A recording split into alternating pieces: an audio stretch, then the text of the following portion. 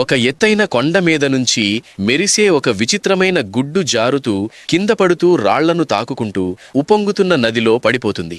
వేగంగా ప్రవహించే నీరు దానిని దూరంగా తీసుకెళ్తుండగా నది ఒడ్డున గడ్డిమేస్తున్న ఒక ఆవు అది చూసి పరిగెత్తుకుంటూ వచ్చి గుడ్డును నీటిలో నుంచి బయటకు తీస్తుంది. అదే సమయంలో పొదల మధ్య నుంచి ఆకలితో ఉన్న ఒక నక గుడ్డును గమనించి నెమ్మదిగా దగ్గరకు వస్తుంది. భయపడిన ఆవు గుడ్డును మటిలో పాతి దాని ముందు కాపలా నిలబడి కాపాడుతుంది. కొంతసేపు చుట్టూ తిరిగిన నక చివరికి అక్కడి నుంచి వెళ్ళిపోతుంది. రాత్రంతా చల్లని గాలి వీస్తుండగా ఉదయం సూర్యకాంతి పడగానే మటి కదలడం మొదలై గుడ్డు పగిలి అందులో నుంచి చిన్న యూనికార్న్ బయటకొస్తుంది.